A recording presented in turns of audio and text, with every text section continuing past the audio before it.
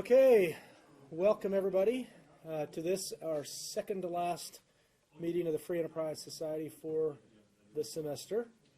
My name is Trost. I'm the director of the Institute for the Study of Free Enterprise and the faculty co-advisor for the Free Enterprise Society. So today we have John Tamny, who will be speaking.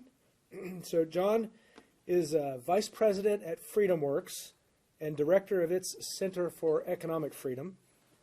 He's also the editor of Real Clear Markets and senior economic advisor to the mutual fund firm Applied Finance Group. So his most recent book is When Politicians Panicked, The New Coronavirus, Expert Opinion, and a Tragic Lapse of Reason. So he's going to be speaking about his new book. It comes out tomorrow. So he's going to be speaking about that. Previous books of his include Popular Economics, Who Needs the Fed, The End of Work, and They're Both Wrong, a policy guide for America's frustrated independent thinkers. And that is exactly what John Tamny is. He is an independent thinker. And that's what we try to do with the Free Enterprise Society, is expose students to independent thoughts so that you too can be independent thinkers. So we're live streamed today on O-State TV.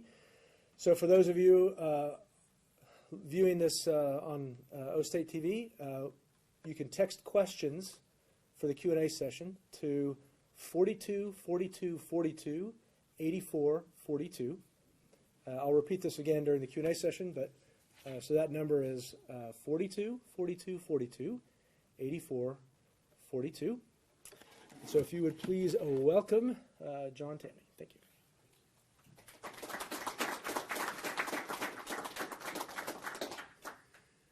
I think all of you heard Professor Trost talking about my new book.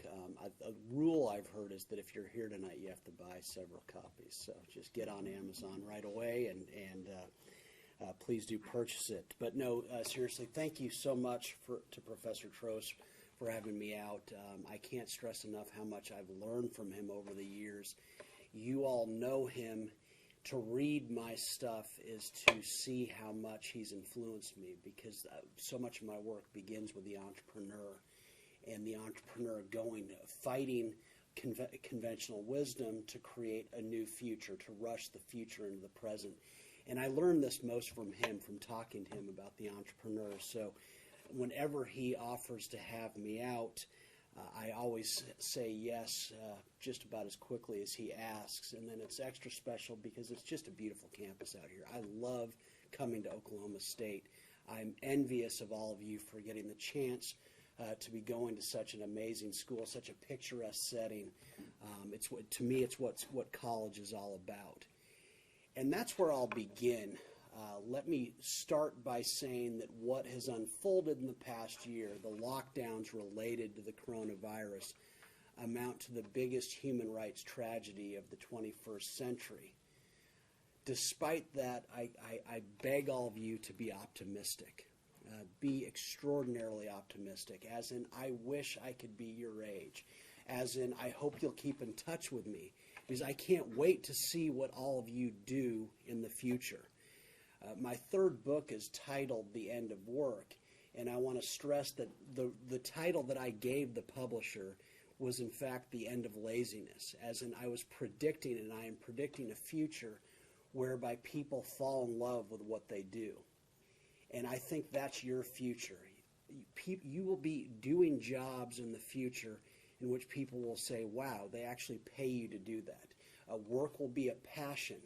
And the reason it will be a passion is because of the robots that so many economists who don't really understand economics say threaten you. In fact, robots, automation are what are going to make you fall in love with work in the way that past generations could never hope to. All automation means is that much of what's disagreeable about work will be taken away from it, removed from it, as in the machines will do the disagreeable parts, such that all of you will get to specialize in ways that will be stunning. Again, getting up on Mondays will be exciting. You'll find that on weekends you'll be sneaking off to do work just because you can't get enough of it, because work will be an extension. It will be what reinforces your unique brilliance. And so please be optimistic about the future. Politicians erred in an enormously sick way, which I'll get into.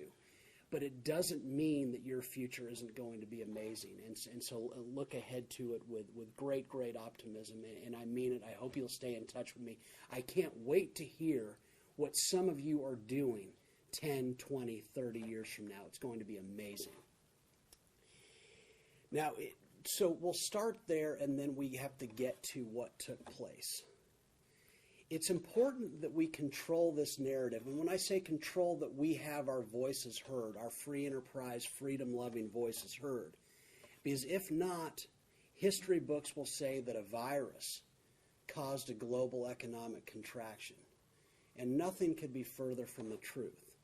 Politicians panicked, plain and simple. They did so in global fashion, and they needlessly destroyed all sorts of work and businesses and lives and confidence and the ability of people to get by on their own. The ability of politicians to do damage, needless damage, is staggering. But hopefully from that we can draw optimism too, because we've seen up close how quickly nail-biting individuals with power that's not their own, that they took from others, can needlessly destroy things and wreck things. And that's where I'd like to begin. We've got to change the narrative first and foremost, that this should be about freedom first and foremost. The answer to anything should be freedom first and last and in the middle.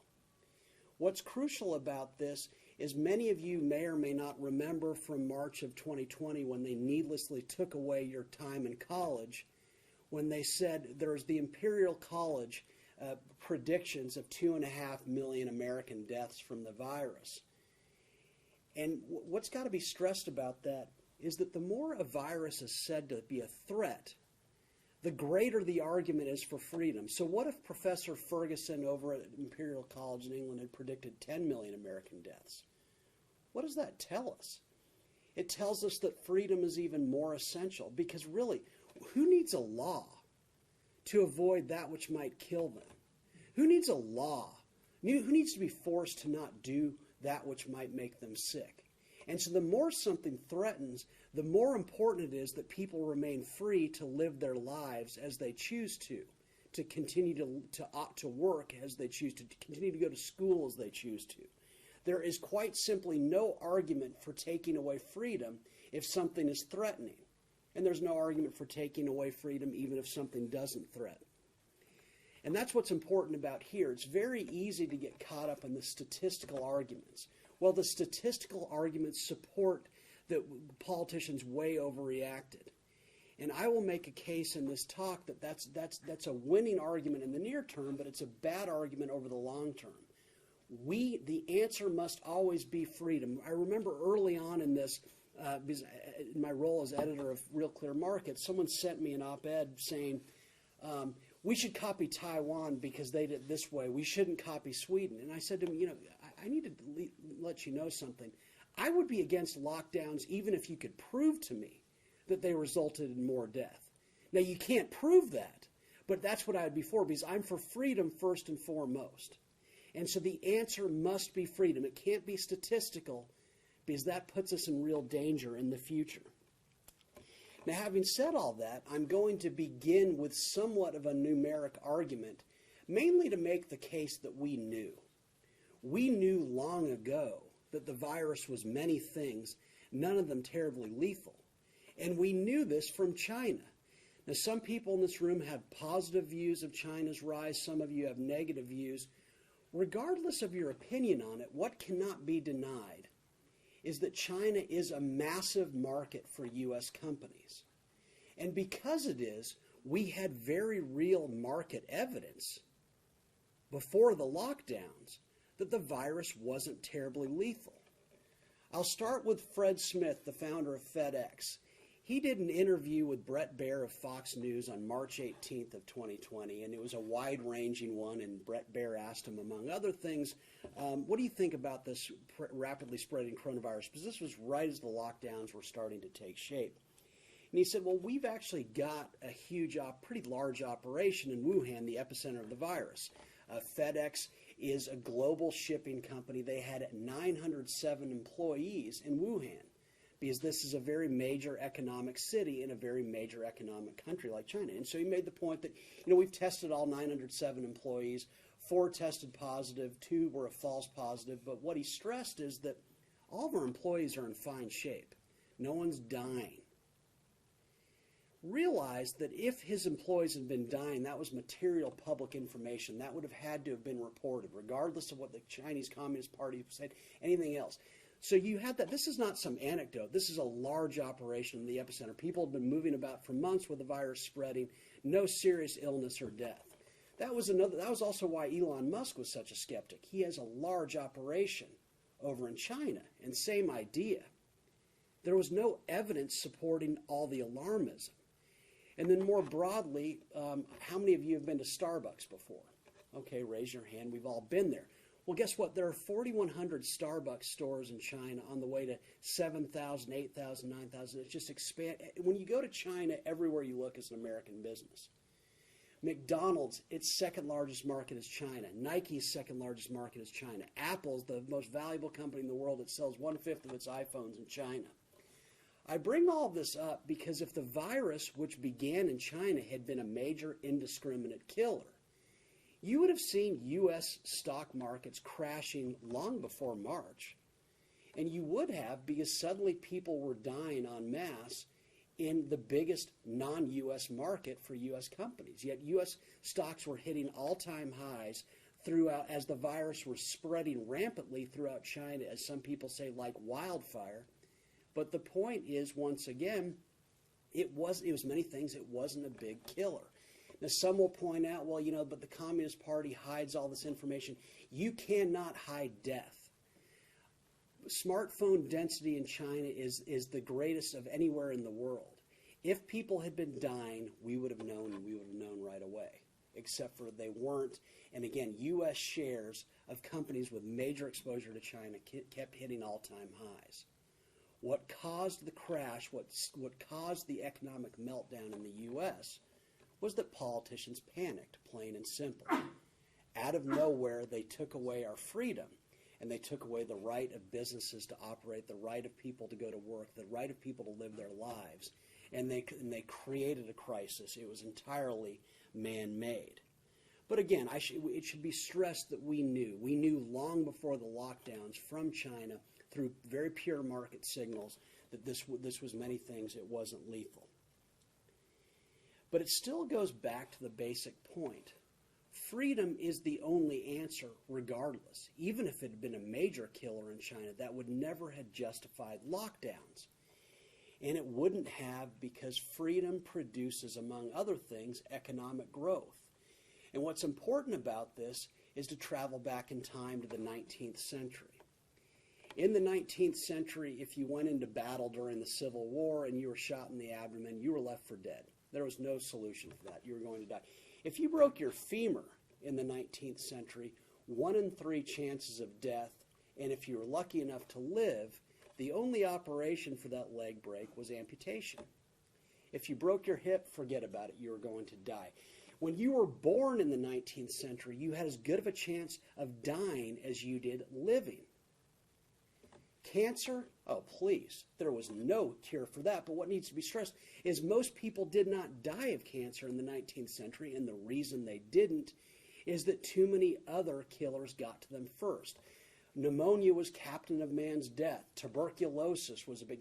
Yellow fever was the terror of Western civilization. Even in the early 20th century, in 1910, cancer was still a distant 8th among killers in the United States. And we're talking very distant. And the reason was still because these diseases like pneumonia and tuberculosis were still killing people so rampantly.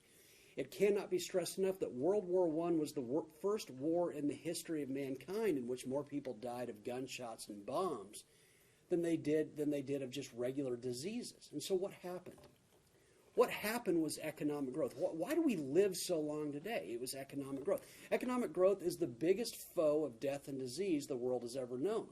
Poverty is the biggest killer mankind has ever known. And so the U.S. started growing rampantly. Johns Hopkins, one of the creators of the Chesapeake and Ohio Railroad, made a fortune, and he directed $7 million of his fortune to what became a school named after him, Johns Hopkins University. It was the largest donation of its kind, $7 million, in the history of the United States at its time in the late 19th century. Among other things, they created a medical school. Before that, medical schools were just trade schools that people went to at night. There was no basis for them. There wasn't much learning, because if you got sick back then, you died. Doctors were more just about making you feel better. They could not save you. And so finally, doctors and scientists back with money were starting to cure actual diseases. Most important with all this is John D. Rockefeller, arguably the richest man who ever lived. In his lifetime alone, Rockefeller gave away $530 million. $450 million of it went to medical research. And what this meant is suddenly people were dying once, twice, 3 times, but living. The point is, what used to kill them was no longer killing them, because Rockefeller, through his money directed towards scientists and doctors, they were coming up with ways to elongate lives, to cure that which used to kill us so readily. And that's why people actually died more from gunshots and bombs in World War I than from actual disease. We are figuring out a way to elongate things. And so it's staggering in consideration of some of the alarmist arguments made during the coronavirus as it spread. We kept hearing about how this was a disaster for the United States, that the U.S. wasn't ready for it and the virus had run roughshod over society. Are we joking? As the New York Times kept admitting, kind of sotto voce underneath all of its alarmism, the vast majority of virus deaths were associated with nursing homes, as in Americans were dying of old age. Does anyone realize what a sign of progress that is? This is nothing against old people. But old age death is a very modern, rich country concept. People didn't die of old age 100 years ago. No, they died early because things got them. But because of economic growth, there are all these cures that allow people to live longer and longer. Nowadays, old people worry about Alzheimer's. They didn't worry about that 100 years ago because they were not living long enough to get it. In your lifetimes, they'll probably cure Alzheimer's. And so new diseases, as people live even longer, will come up that no one ever knew about. And so when you think about what's happened in the U.S., it's a huge sign of progress. People dying of old age, that is something people had never heard of before. And it's all a consequence of economic growth. And so if the problem is a virus, if people are alarmist, that calls for more freedom. That calls for everything against lockdown so that people can produce the resources, produce the wealth that makes it possible for scientists and doctors to study ways to cure what so readily kills us. My guess is in your lifetime they'll come up with all manner of cures for cancer that used to kill us like that. And it will get better and better as the economy grows. So if a virus threatens or if sickness threatens, the only answer is economic growth. Historians will marvel that politicians quite literally chose economic desperation, the loss of jobs, the destruction of businesses, as a way to mitigate virus spread. They will think, what could they possibly have been thinking?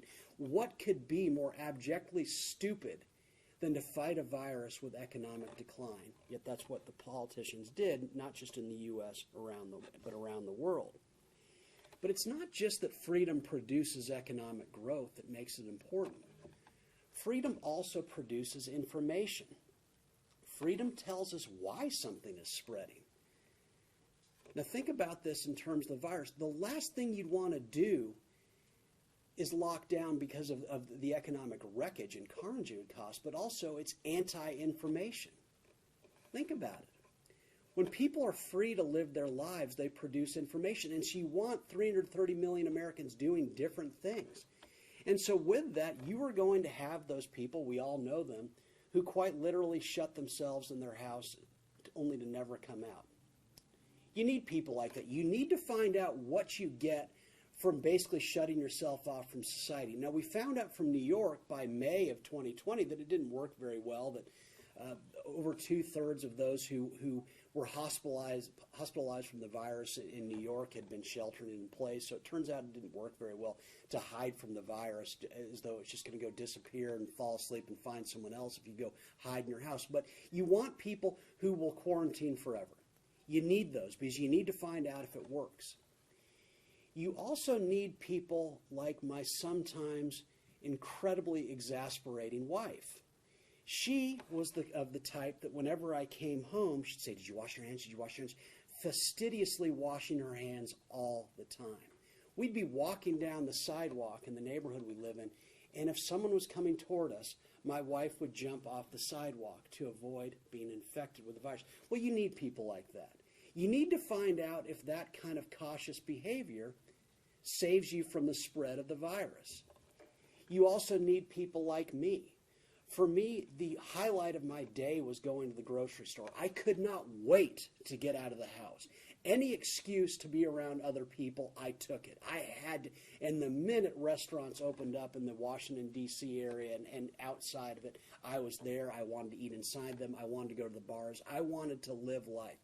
The very idea that you'd separate the very people who drive all economic progress and pretend that people are around each other, that people are a menace to others, I found offensive, and I wanted to be around people from the get-go. Well, you need people like me. And dare I say it, you need young people like you who might throw caution to the wind a bit more, who want to go to every party, go to every bar, who want to make out with every girl and guy they get around. You need people like you to find out if that's risky behavior.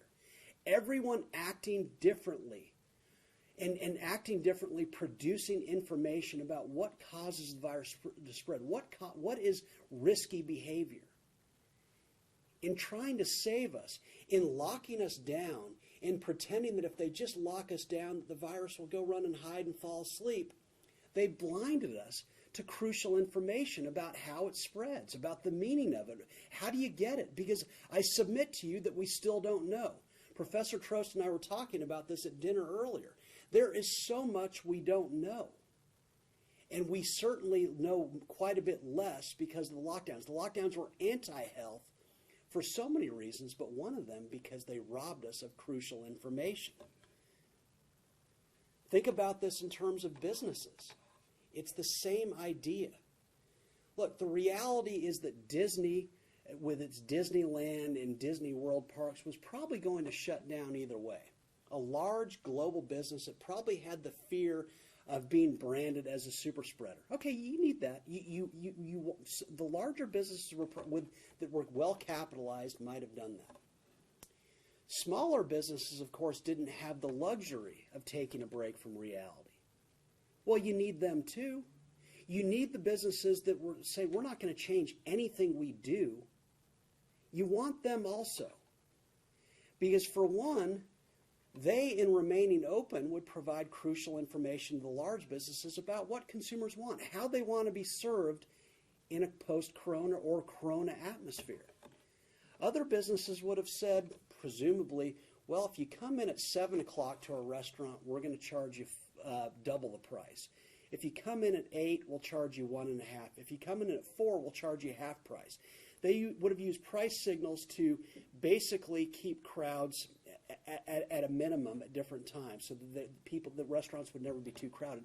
Other restaurants probably would have said, we're not going to do anything, and people will just regulate themselves, as in people would walk up or drive up to a very crowded restaurant and say, okay, we'll go elsewhere. People don't need a law to make new decisions, to kind of learn, to kind of work their way around it. But certainly you want businesses trying all sorts of different things as a way of teaching the businesses that are closed how to reopen in the future. You want everyone trying different things to produce essential information. Instead, the very political class that gave us the DMV, that gave us the post office, that gave us endlessly bankrupt entities that only exist insofar as they continue to fleece all of you, was able to make decisions for businesses. And so, as one would predict, the decisions were ridiculous and completely absurd. Again, you think about it. You could buy furniture at Walmart. You could buy clothes at Target. You could buy flowers from a grocery store. But if you had the temerity to go to a furniture store or a grocery store or a flower shop, they weren't open. So this is how politicians think. They wanted us to be separated from each other, which on its own was absurd. And then they limited the number of businesses that we could enter. I mean, everything about the decisions they made speaks to why they can't do anything else very effectively. And it speaks to why we would never go to them in a time of need. As a rule, because market signals don't guide their actions, they don't have a clue about how to guide actual businesses. So when we needed businesses to be experimenting and doing the most, when we needed them to strut their stuff about how to operate, politicians once again took away their ability to do just that.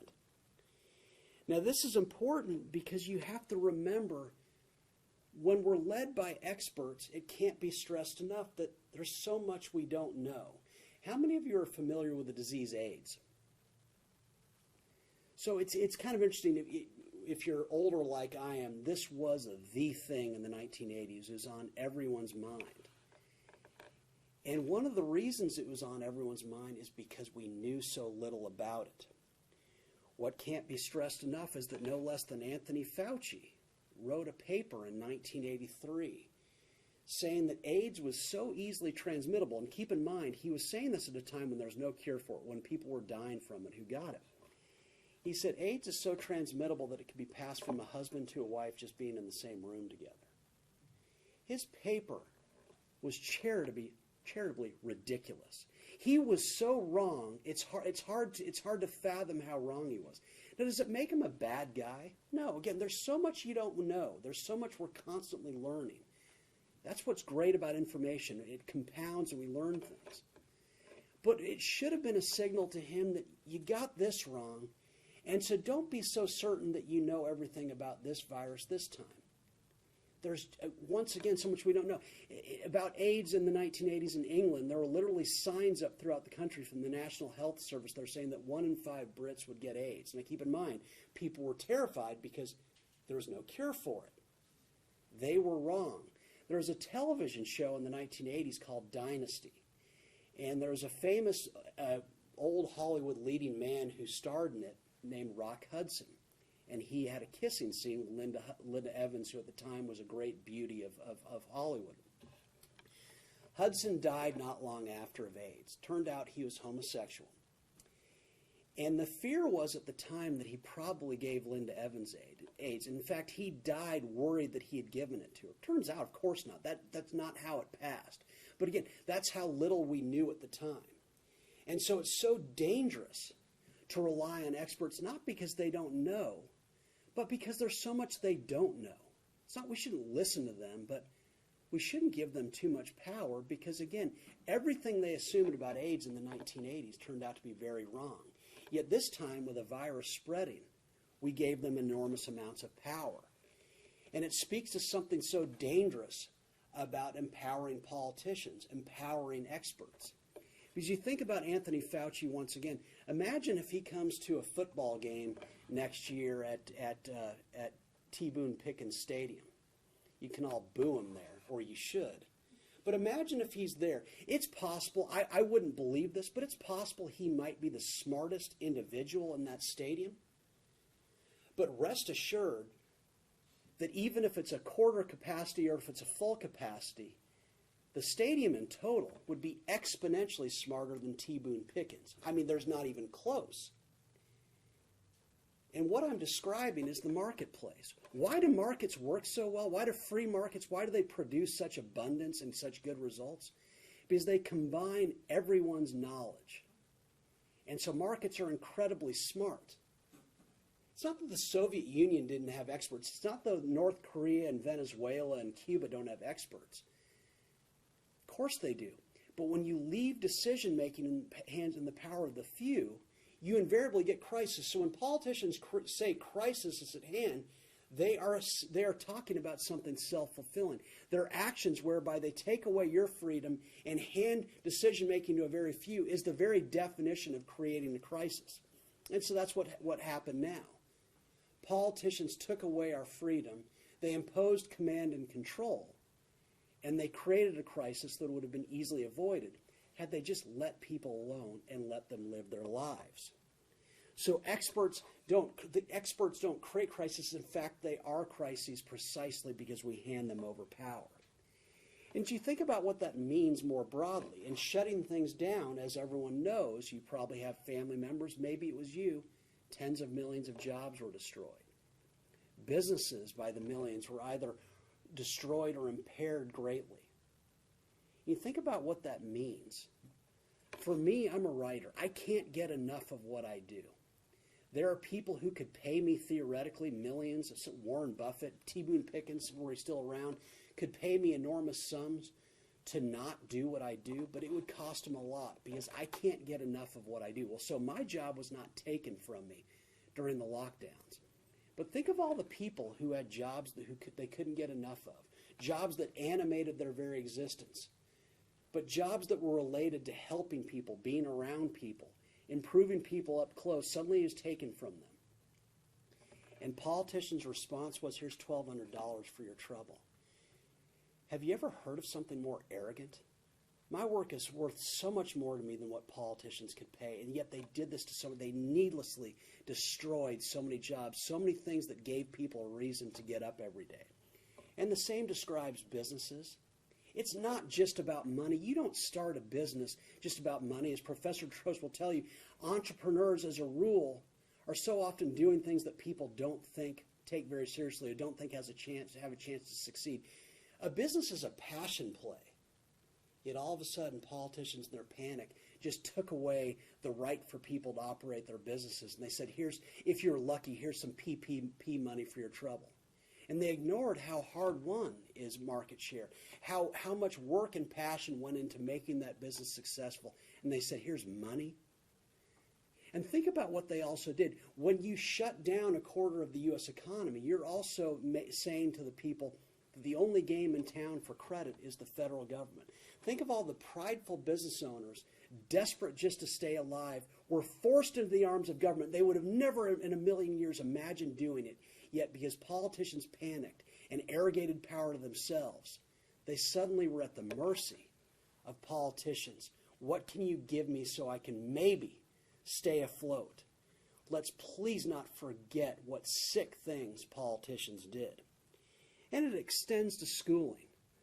Look, you're going to learn for some professors here, you'll learn not very, very much. From some, you'll learn a lot. But to me, the greatest aspect of going to college is going to college. And suddenly they told you have to do this remotely. The best part of this, of going away to Stillwater, is the people you get to meet. That's the most valuable thing of all, by far, that you'll get from your years here. The people you get to spend time with. And suddenly they said, all of you are a menace to each other just by being around each other. Can you think of something more sick? These politicians stole from you the best time in your lives. Their panic stole from you the greatest thing, one of the greatest experiences you'll ever have, and that leads to greater things in the future. Again, never forget what they did in their desire to how did this better you? How did this better the workers who suddenly were forced into the arms of government? How did it better the business owners? And again, did it make us safer? Well, there's no evidence supporting that claim. But again, I refuse to make a statistical argument because I think it's dangerous to. And then you go down on the local level. I'll just use one local example because it makes me so sad to think about. In the neighborhood we live in outside of Washington, D.C., there's a listserv that people comment on about things that happen. My wife won't allow me to be on it, but she knows that I would say things that would anger everyone in the neighborhood. But they announced in Maryland's Montgomery County that they're closing the public schools. And so some innocent mother went on this listserv and said, that's one way to do it, but she talked about her son, who is a bit autistic and who would never fit in at school. And then last year, he got into the band, and he finally had friends.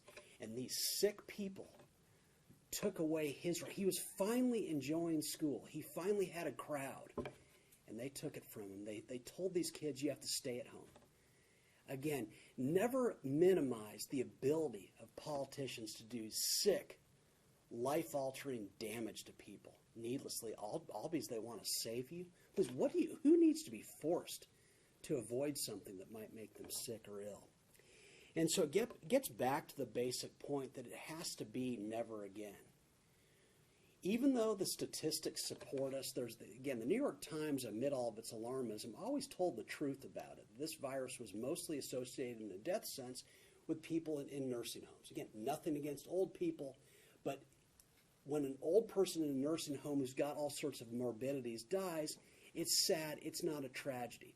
To me, what's a tragedy is when businesses are destroyed, when parents suddenly can't support their families, when people like you get the most important, best aspect of their life taken from them.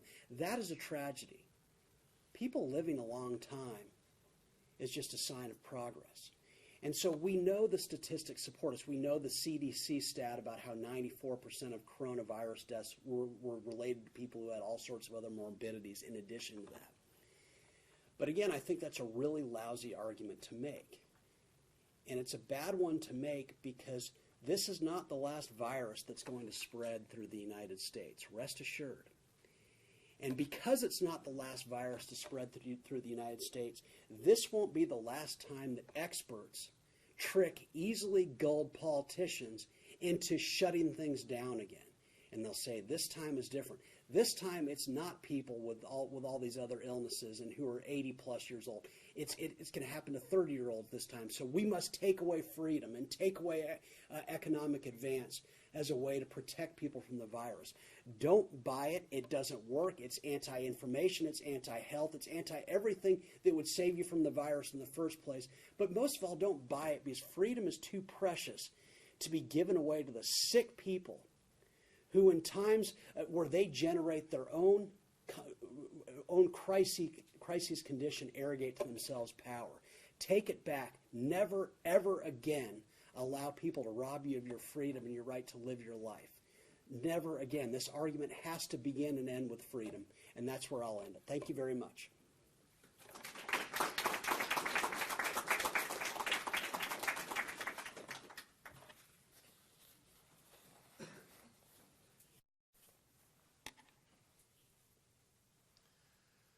Okay, so we've got some time for questions. If you're watching on the live stream, the number where you can text your questions is 42 42 42 84 42. If it doesn't show up in your description, refresh your browser. That number again, 42 42 42 84 42. Those of you who are in person, if you want to just line up here behind me to ask your questions. So I'll get started here. So how do you respond to people who claim individuals can't be trusted to respond properly to threats like a highly transmissible virus?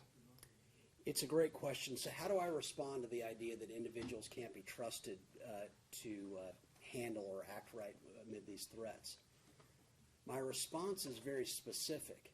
We need those individuals. You need some people who are going to throw caution to the wind because they produce just as crucial of information, arguably more crucial information than the people who are staying at home, never to be seen again. Because in living their lives and going out and acting like nothing is amiss, they teach us from what happens to them why the virus spreads in the first place. Look, heroin is illegal. Cocaine is illegal. But thank goodness we have some people who use it. Because we learn from their use what happens to them. What happens if you use it excessively? What happens if you use it recreationally? We needed some people to go on. We needed that kid on spring break last year who said, I'm just going to keep having fun and having a party. You need people like that. You need people making different decisions to produce information. And for those who are fearful, for those who think living life and being out and enjoying life or just being out is a bad thing, stay at home. Because it's not the kids who are, or the old people who are out living their lives, they're not the ones being selfish. The quote, selfish people are the ones who are foisting their fear on others, that are making it hard for others to live their lives. But you want the caution to the wind people. They produce essential information about something we still don't know very much about. My guess is that in 5-10 years, much of what we presume to know about the virus won't be very true. good. This is, again, this calls for more freedom, not less. So, what role did the FDA particularly play in, I guess, the slowness of the ability to get testing early on, and also how late and it was extremely fast by FDA terms, but what most people don't realize is that human testing actually started in May. So I guess, do you believe that had the FDA not had the restrictions that it normally does on most drugs, or I say most drugs, but at least most drugs for a large population, do you believe that those restrictions delayed the implementation of the vaccine and ultimately caused more death? There's no doubt that the FDA's restrictions delayed the vaccine's rollout. And we know that because they had a vaccine basically in March of last year.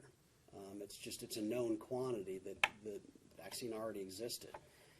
And the FDA, of course, delays. They delay the right to try. Now, here's where it gets kind of interesting. And again, I am not a doctor, and I want to stress that my book is an economics book. It gets very little into medicine because I'm making an economic argument. So let's assume that the vaccine is available right away in March of last year, and they don't lock down and all this, and people live their lives, and people who need to get the vaccine. One speculation made by pretty wise people is that most of those people probably still would have died. They just wouldn't have died of the coronavirus. Again, let's remember that the vast majority of people who are dying of the coronavirus are dying with it along with a lot of other things. And so it's possible that people would have been saved from a virus-related death. But again, these were old people with all sorts of diseases in the first place, in the vast majority of instances. And so the FDA, again, does nothing about the arrival of interesting drugs to the marketplace. If you and I discover a cure for pancreatic cancer, even though our discovery bring it to market, we would have to sell that innovation to the drug maker, and then they would have to go through the FDA's different rules. And so it's hard not to make an argument that the FDA's role, they were faster with the approval process this time, but what a superfluous entity. Why can't people, if they think they're going to die of something, why can't they just try it before the innovation? And I guess the other question I have is, particularly in maybe February last year, should there have been more border restrictions? Should travel to the United States have been prevented even further than it was? Good question. No. Categorically, no.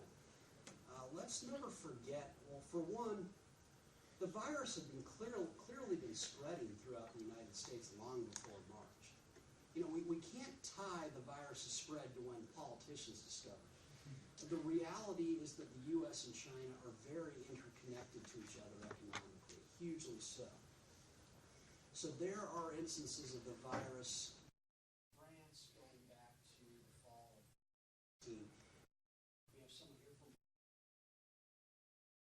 going in the water of the virus going back even further in Brazil. Come on, United States, are you kidding me? The virus, who knows when the virus started spreading in China, but it was clearly all over the United States. Politicians can't have it both ways. They can't say it spreads without wildfire and then say that it wasn't spreading for months in the United States, undetected, and no one even noticed. And so, so that's the first thing. But the second thing, if you shut the borders down, okay, no flights from China.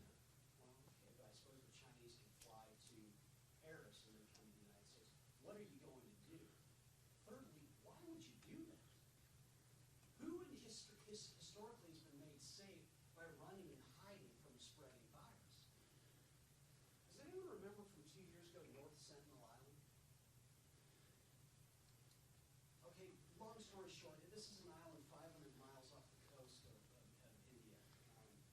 It was populated 50,000 years ago by an African tribe.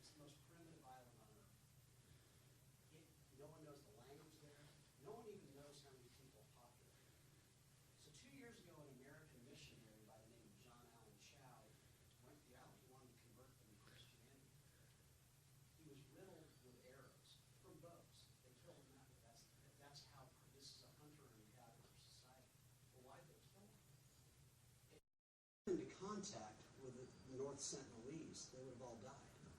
Because they've been so separated from the rest of the world. It's the most isolated territory in the world. He would have brought flu, chickenpox, also measles, all sorts of, would have killed them instantly. They have to kill anyone. You don't make people healthier by shielding them from what's spreading. And so if you, Sunetra Gupta is one of the authors of the Great Barrington Declaration that I was part of, not as a doctor. I'm not a doctor. But she has made the point that one of the reasons people around the world live longer is because of globalization. It's not just the trade among people, but people are traveling around the world. And so they're, in traveling around the world, they're spreading things. And so people, natural immunity is happening around the world just with people around each other. Why would you try to separate people? Not only would it not work, but why would you do that? Why would you, again, give government so much power? If people are really afraid, they can stay home.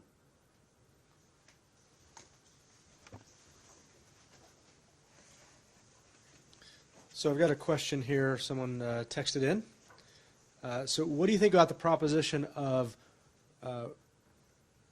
governments requiring vaccine passports? Governments requiring vaccine passports, I think it's terrifically offensive. The idea that you'd have to go around and prove that you've taken a vaccine. No. Look, if a business I'm working for wants me to take the vaccine, of course I will. I'm not anti-vaccine. I'm reluctant to take this one simply because, as Professor Trost pointed out to me earlier, there's so much we don't know still. So I'd be a little bit reluctant there, but I'd also be reluctant because by most accounts, most who get the virus don't even know they have it. The number I've seen from the Wall Street Journal is 88% of those infected with the virus either don't know they have it or it affects them in such small fashion that they don't even bother going to check on it. And so I don't see why you should be forced to get it. Now, again, if one of my employers says they want me to do it, I'll do it. But this idea that government should have a role in this, no, people should have a role.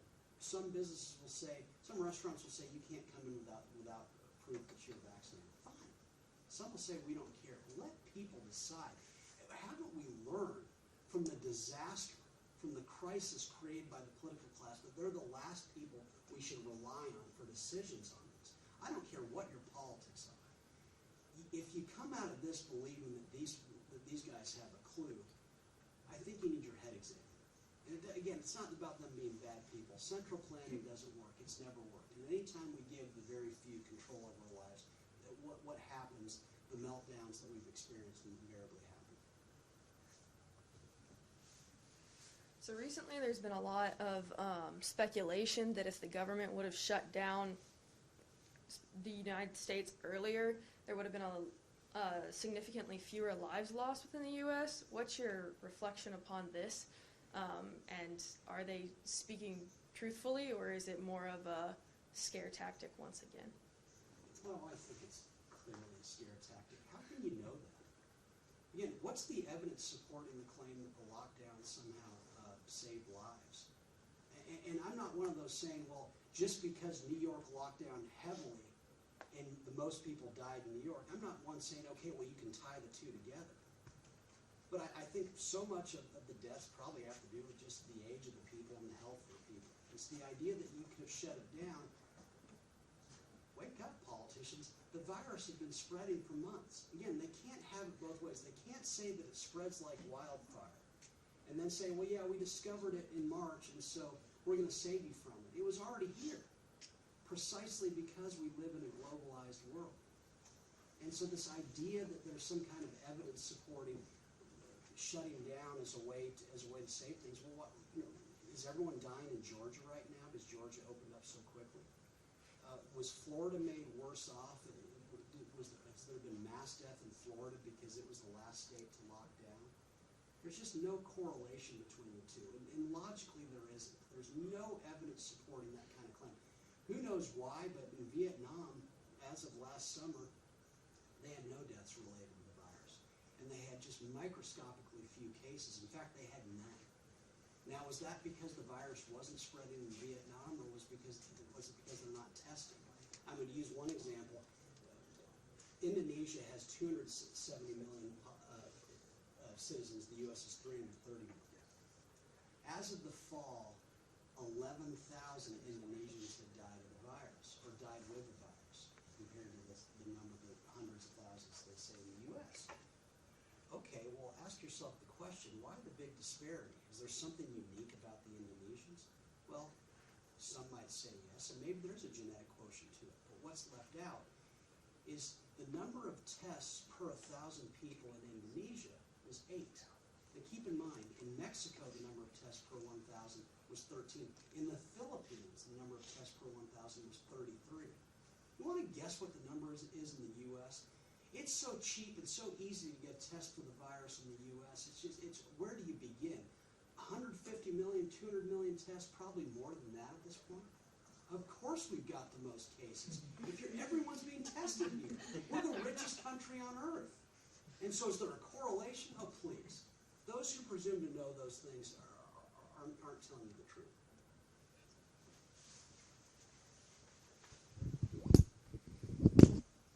So we've got a problem with your mic. Mic over. And then if you could repeat the question whenever somebody has a question. Which, the one just now? No, just... Okay, yeah, okay. So my question to you is do you think, you mentioned the aspect of politicians panicking, but do you think also some of the larger businesses had an influence on politicians to essentially lobby them?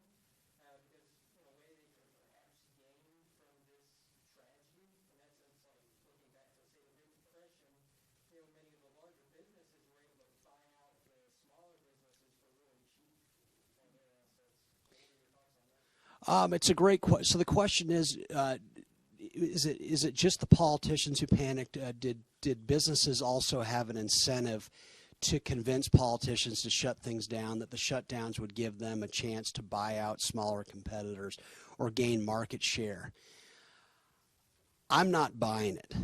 Let's never forget that Amazon, even though it's made its big fortune in online sales, is rapidly trying to expand into bricks and mortar.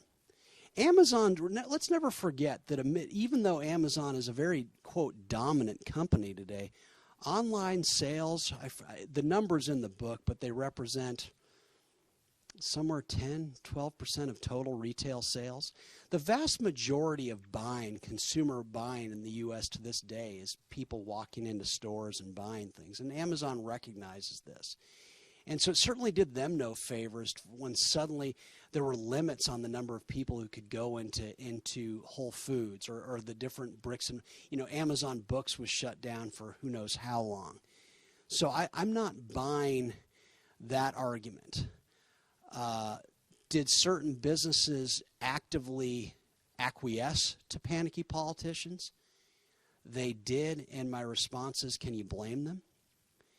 Do you see what they can do when you don't abide their rules? Remember, Eric Garcetti, the mayor of Los Angeles, said if you keep your business open and you're, quote, non-essential, we're going to shut off electricity to you. The threats of going against politicians were endless. And so businesses, sometimes they just have to give in for fear. Politicians can wreck you. If you go back to 2008, BB&T Bank was in perfect health when the financial crisis happened. This was, again, a situation of politicians panicking, but it's another story, but I'll just tell a brief one. Suddenly, the federal government intervenes, thus creating a crisis, and they forced money into the hands of BB&T Bank. Well, the response from its CEOs, well, we're in fine shape, we don't need the money. Oh, no, you need the money. And if you don't take it, you're going to get a call tomorrow from one of our regulators saying why you need it. See, government wanted all the banks to take money because then it would make it harder for investors, not really, to discover which ones were actually in trouble. So you took the money no matter what. And so businesses really had no choice. With politicians panicking, they kind of had to fall in line. Government can wreck you and can wreck you with great speed.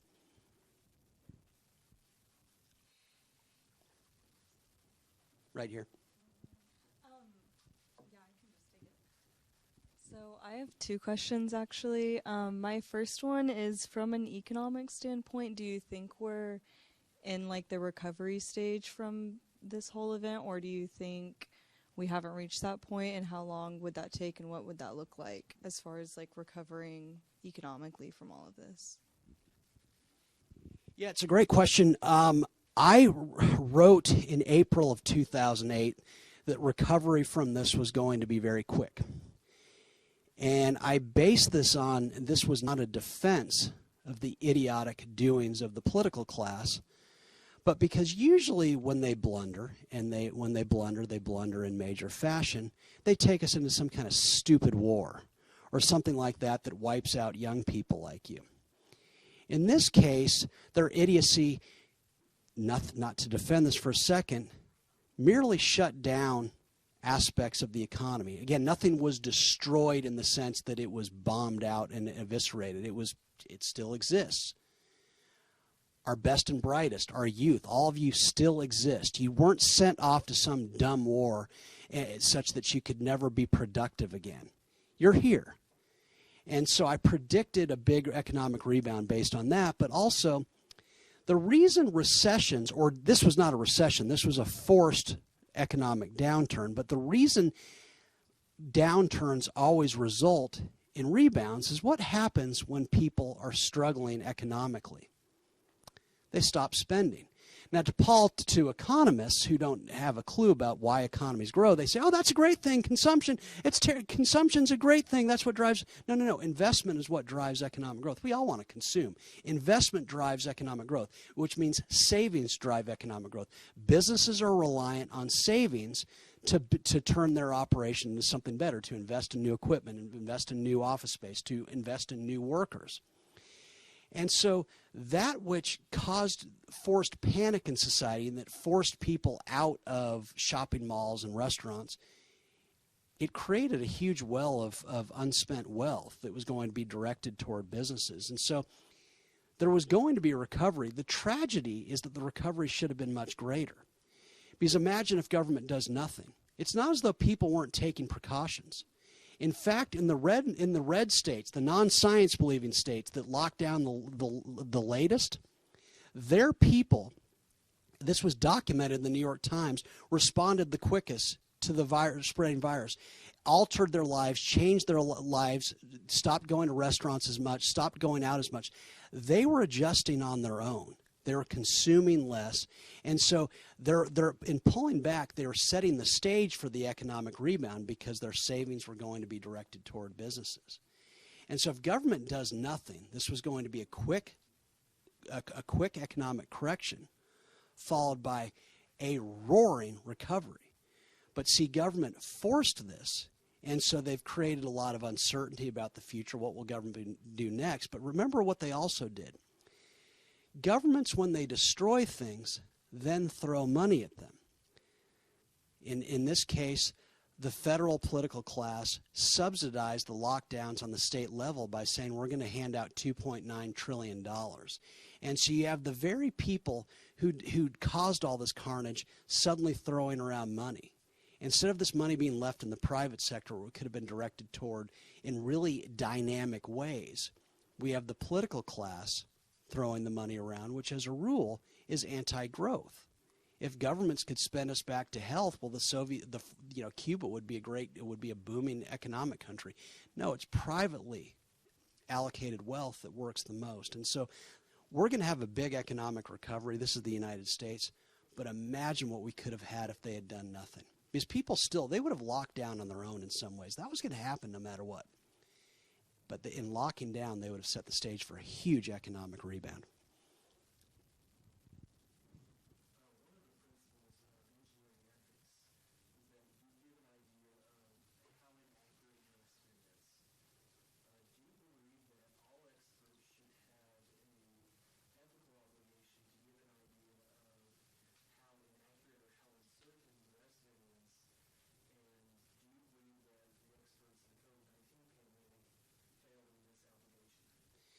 Okay, so the question is there an ethical obligation on the part of experts to acknowledge the possibility, essentially, that they're incorrect, or that there might be something incorrect about their presumptions.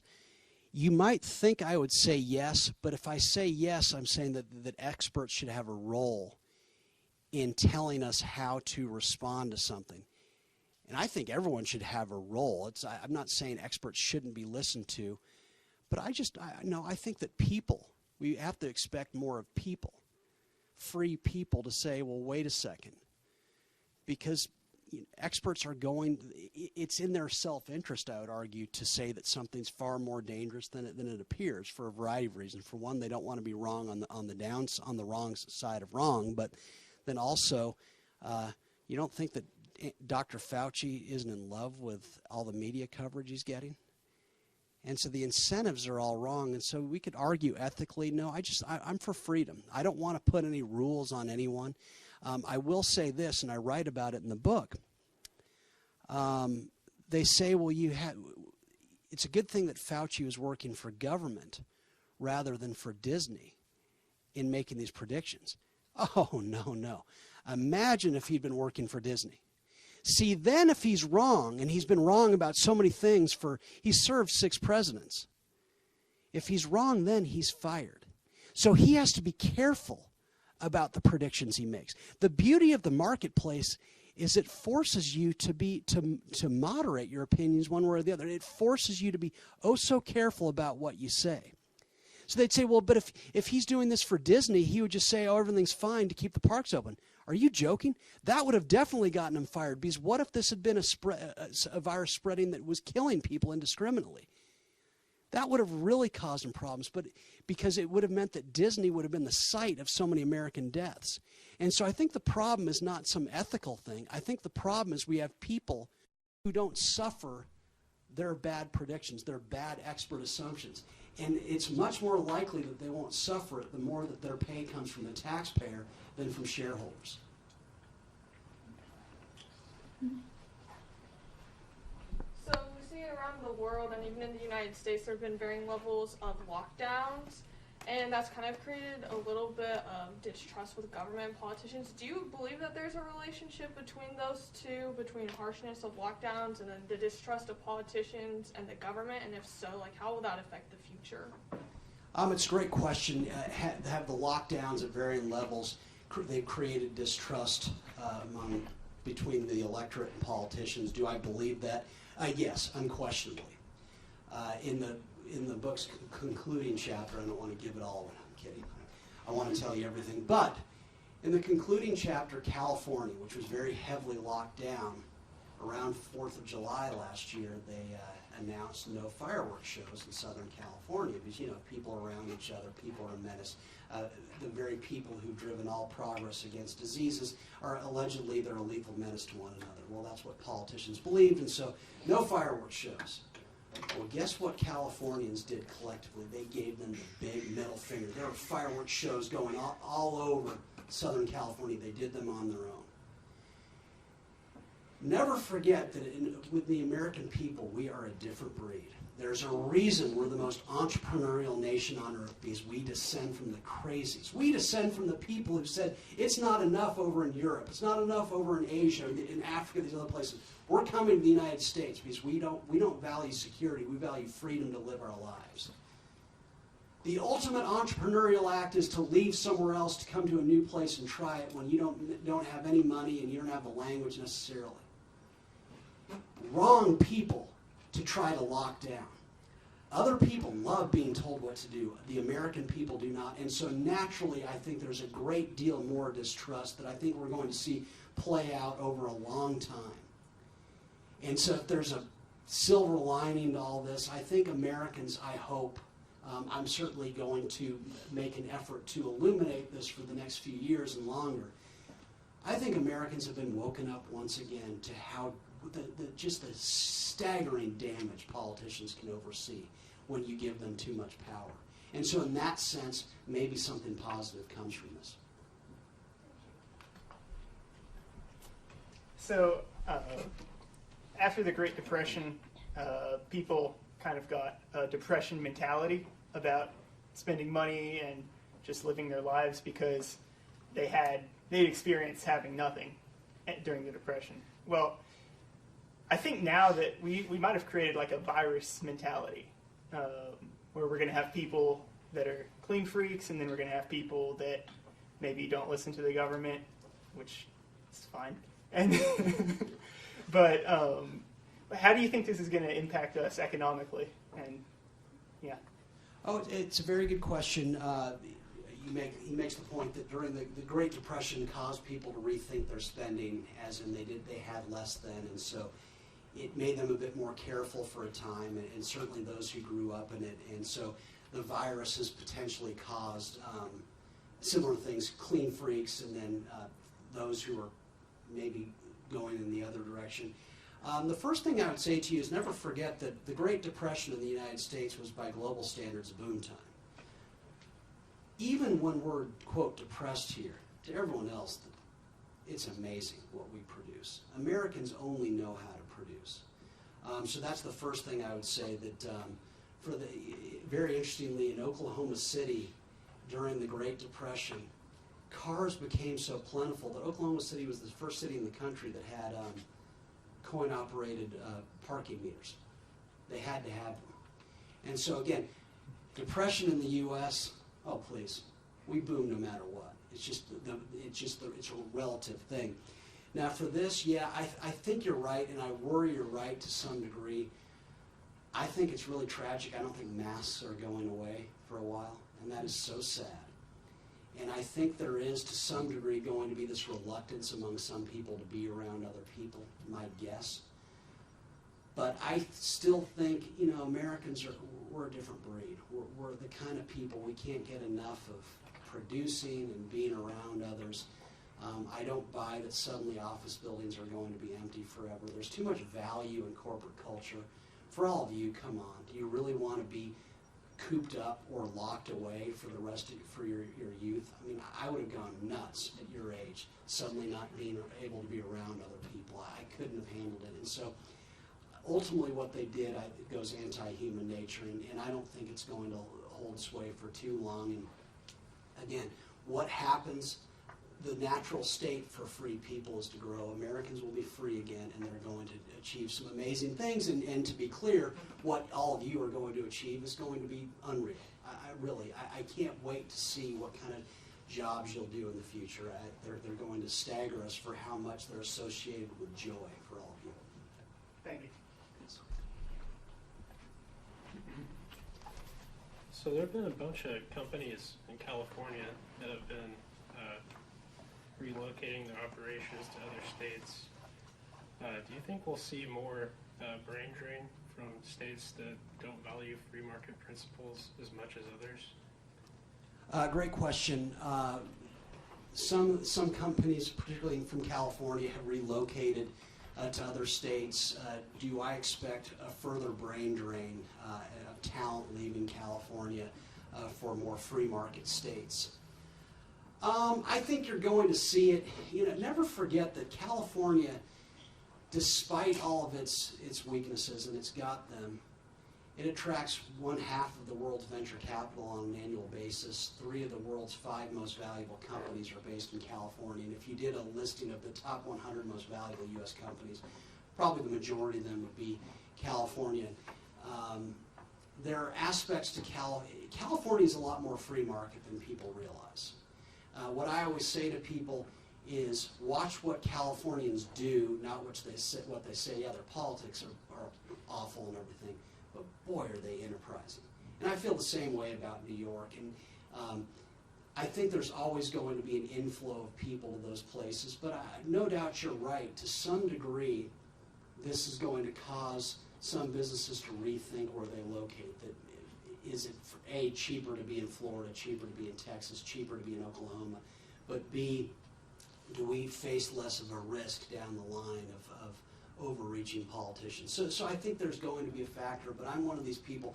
People have been writing the obituary for California for as long as I've been alive, and it just keeps booming. People there keep innovating. In the same way, people have been writing the obituary of the United States since before it was the United States. They've never been right. I'm not ready to bet against California, nor am I ready to bet against the United States.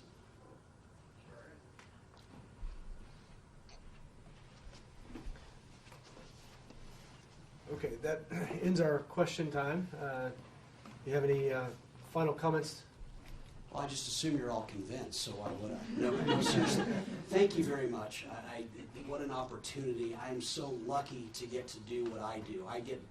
I'm already doing what I can't get enough of, and to get to be invited by Professor Trost to Oklahoma State, it was beyond exciting, and I hope he'll invite me back sooner rather than later the next time, and that they'll have chicken fried steak at the Ranchers Club, which they did not tonight, which was very disappointing. But what a wonderful school. You're so lucky. Please live your lives. Please do. This is the best time, but trust me, it's only going to get better when you get into the working world, because the job, you won't love every job.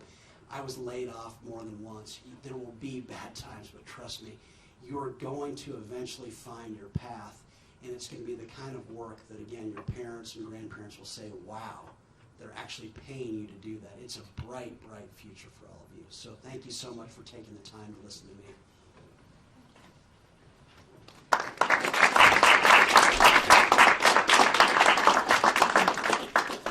Thank you so much, John, for coming. So, starting tomorrow, you can purchase his book anywhere that books are purchased. A couple other things. So in 2 weeks, we'll have a speaker, Dr. Anthony Davies, going to be talking about cooperation and coercion. And we're also going to be doing a book study for the next 4 weeks, starting next Monday over lunch.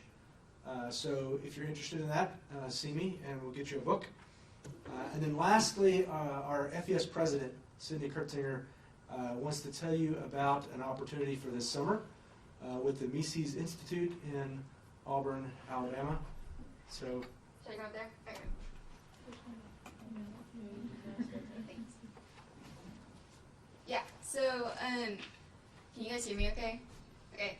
So, if you enjoyed tonight's lecture, there's another opportunity you might enjoy. It's basically a 1 week long crash course camp over Austrian economics, and it takes place at Mises University in Auburn, Alabama. And there's a scholarship application for it, and it is this Friday, April 2nd, if you're interested. I basically, a little over a year ago, knew nothing about Austrian economics until I was in Dr. Trost's honors seminar and became really fascinated with the topic. And I heard the past president talk about this conference and his experience at one of the meetings. And I thought, why not? And I super enjoyed it and still connect with the friends that I made there all across the country. And so, yeah, it was just an awesome opportunity. So if you feel like any of this relates to you, like you're interested in Austrian economics, want to learn more, meet people who are interested too, you can come talk to me afterwards or email Dr. Trost. You can DM us on our social media on Instagram, OK State FES, and we can get you the link to the scholarship application. But I went, and Fernando went. He's back there. If you want to talk to us, we'd love to chat. Yeah, that's all. okay, a couple of last comments about that. So typically, the scholarship, if you're awarded the scholarship, then that covers your room and board and all of your education for that week. And then historically, the Institute for the Study of Free Enterprise, of which I'm the director, has provided travel stipends of up to $500 for students who are accepted into that program. Now, the university currently has a restriction on travel reimbursements, so we'll have to get that pre-approved. But hopefully we'll be able to cover up to $500 for your travel. You'll need a recommendation letter apart with your application, so feel free to contact me about a possible recommendation letter. So, thank you all for coming. We'll see you in a couple weeks.